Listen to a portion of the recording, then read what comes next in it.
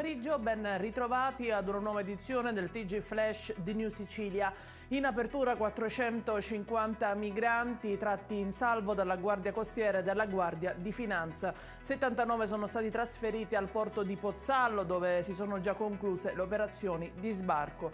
I migranti si trovavano in condizione di salute precaria a bordo di un peschereccio a circa 50 miglia al largo di Portopalo di Capopassero. Gli altri migranti sono stati divisi in gruppi e viaggiano verso altri porti della Sicilia orientale. Circa 200 a Catania, una cinquantina ad Augusta e un centinaio a Messina.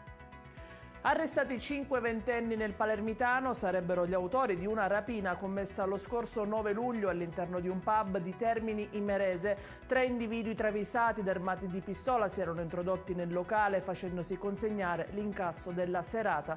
I 3 sarebbero gli esecutori materiali della rapina, mentre il ruolo degli altri 2 sarebbe stato quello di fare da palo e agevolare la fuga a bordo dell'auto in uso a uno di loro. È un ragazzo di 19 anni, la vittima che ieri pomeriggio nella stazione ferroviaria di Cardillo a Palermo è stata investita da un treno regionale diretto a Punta Raisi. Sarà compito degli investigatori capire se si sia trattato di un gesto volontario o di un incidente. Le indagini della polizia ferroviaria hanno permesso di risalire all'identità del ragazzo che con sé non aveva documenti. E ancora sangue in Sicilia, un incidente mortale si è verificato ieri sera nella frazione marinara di Scoglitti del comune di Vittoria in provincia di Ragusa. Lo scontro ha coinvolto il conducente di uno scooter e una Fiat Panda con a bordo marito e moglie.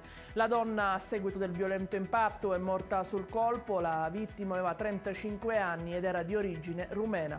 Ferito in maniera grave anche il marito che guidava l'auto, trasportato in codice rosso all'ospedale Guzzardi di Vittoria e al momento in prognosi riservata. È tutto per questa edizione, prossimo appuntamento alle 18. A più tardi.